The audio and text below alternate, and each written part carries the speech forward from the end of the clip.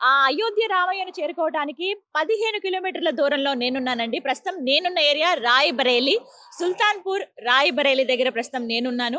ఇక్కడి నుంచి చూడొచ్చు దగ్గర దగ్గర ఒక 15 కిలోమీటర్లు ఉంది ఇంకా అయోధ్యకి చేరుకోవటానికి. అనగా అప్పటి నుంచే మనకి ఇక్కడ రోడ్డు మధ్యలోనే స్వాగత తోరణాలు ఏర్పాటు చేశారు. ఎక్కడికక్కడ ఫ్లెక్సీస్ కూడా మనం చూస్తూ ఉన్నాము.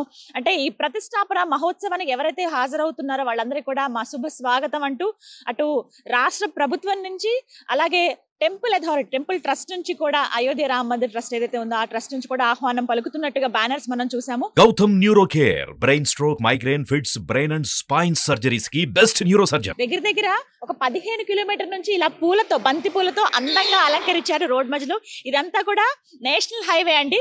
నేషనల్ హైవేకి అటువైపు ఇటువైపు మనకి రోడ్స్ చూడొచ్చు. అటువైపు ఇటువైపు మనకి విలేజెస్ ఉన్నాయి. ఒకవైపుగా వెళ్తే అయోధ్యకు మనం వెళ్ళిపోవచ్చు, మరోవైపు రాయ్‌బరేలీ, సుల్తాన్‌పూర్ రాయ్‌బరేలీ వెళ్తే ఈ రూట్.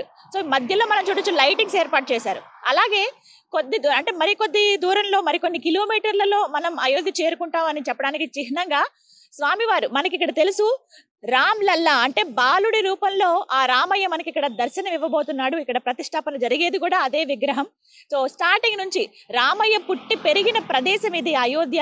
ఆయన చిన్నప్పటి నుంచి ఏ విధంగా అయితే ఎదిగిన తీరుందో ఆ విగ్రహం రూపంలో వారిని చూపిస్తూ, మొదటగా వారు బాల్యంగా ఉన్నటువంటి ఒక విగ్రహం కావచ్చు, ఆ తర్వాత కొంచెం ఎదిగిన తర్వాత ఉన్నటువంటి ఆయన విలువిద్యలు నేర్చుకోవటం, విద్యాభ్యాసం చేయడానికి వెళ్ళినప్పుడు ఉన్నటువంటి ఒక విగ్రహ రూపం ఇక్కడ చూడొచ్చు. ఇలా దగ్గరికి వెళ్ళి మనం చూద్దాం. ఇక్కడ నుంచి చూడండి, కృష్ణశిలతోటి అందంగా చెక్కినటువంటి ఆ చిన్ని రామయ్య విగ్రహం ఇది. ఎంత అందంగా ఉన్నారో, బాణం పట్టుకున్నారు.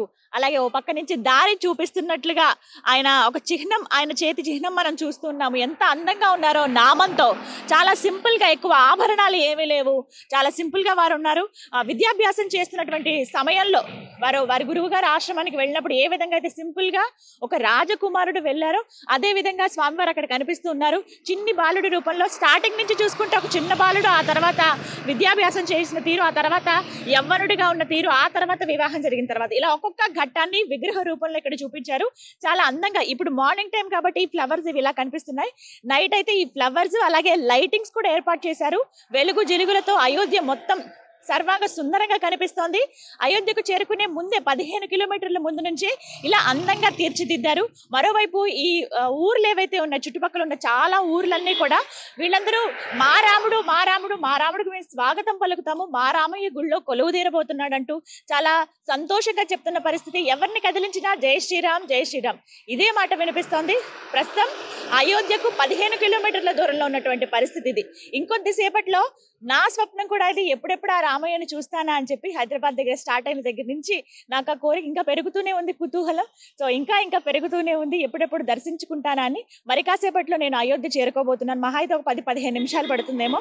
ఈలోపు ఆ రామయ్యని స్మరించుకుంటూ ఎప్పుడెప్పుడు చూస్తానా అని నేను కూడా ఆ ఉత్సుకతను ఇంకా పెంచుకుంటూ ఆ రామయ్యని అలా అలా తలుచుకుంటూ నేను ముందుకు వెళ్తాను. మీరు కూడా రండి. ఎప్పటికప్పుడు నేను మీకు మినిట్ టు మినిట్ అప్డేట్ ఇస్తాను ఏ విధంగా ఉంది ప్రస్తుతం అయోధ్య. ఎందుకంటే రేపే ప్రతిష్టాపన కార్యక్రమం జరుగుతోంది కాబట్టి. ఇంకా మరొక విషయం ఏంటంటే, ఎక్కడికక్కడ చెక్ పోస్టులు కూడా ఏర్పాటు చేశారు. చాలా టైట్ సెక్యూరిటీ ఉంది. 7,000 మందికి ఆహ్వాన పత్రికలు అందాయి. ప్రత్యేకించి పాసెస్ కంపల్సరీ అని చెప్తున్నారు. అందరినీ అలౌ చేసే పరిస్థితి అయితే లేదు. సాధారణ భక్తులని ఇంకొద్దిగా అంటే 23వ తారీఖు నుంచి అనుమతించే అవకాశం ఉంది కాబట్టి, ఇప్పుడు VVIPలు వస్తారు కాబట్టి చాలా టైట్ సెక్యూరిటీ ఏర్పాటు చేశారు. పాసులు కంపల్సరీ అని చెప్తున్నారు. అలాగే ఇన్విటేషన్ కార్డు ఉంటేనే ఒక్క వ్యక్తికి మాత్రమే లోపలికి అనుమతించే అవకాశం కనిపిస్తోంది. సో మొత్తం మీద చాలా పెద్ద పెద్ద వాహనాలు చూడొచ్చు. సెక్యూరిటీ వాహనాలు ఎప్పటికప్పుడు గస్తీ కాస్తూ ఉన్నాయి. చాలా టైట్ సెక్యూరిటీ ఉంది. వెహికల్ మొత్తం చెక్ చేస్తూ ఉన్నారు. ఇలా రకరకాలుగా భద్రతను అయితే పెంచారు. ఒక్కొక్క రాష్ట్రానికి సంబంధించినటువంటి ప్రముఖులు ఇప్పటికే చేరుకుంటున్నారు. 22వ తారీఖున సుముహూర్తం ఉంది. ఆ రోజున ప్రాణ ప్రతిష్ఠ అయినప్పటికీ కూడా ముందు రోజే, అంటే ఆదివారం కావటము ముందు రోజే అందరూ కూడా చేరుకుంటున్నారు అయోధ్యకి. చాలా మంది అడుగుతున్నారు. ఇప్పటికే చాలా మంది VVIPలు వచ్చేసారు. ఇంకా చాలా మంది రావాల్సి ఉంది కాబట్టి ఈ కట్టుదిట్టమైన భద్రత ఏర్పాట్లు ఇంకా పెంచే అవకాశం ఉంది. ఇప్పటికే చాలా మంది VVIPలు వచ్చారు. వివిధ రాష్ట్రాల నుంచి, మన తెలుగు రాష్ట్రాల నుంచి కూడా చాలా మంది ఇప్పటికే హాజరైన పరిస్థితి మనం చూస్తున్నాము. ఇంకా రేపు ఇంకెంత భద్రత పెంచుతారో, ఇంకే విధంగా ఇక్కడ ఏర్పాట్లు అనేవి ఉంటాయనేది తెలుసుకుందాం. జై శ్రీరామ్.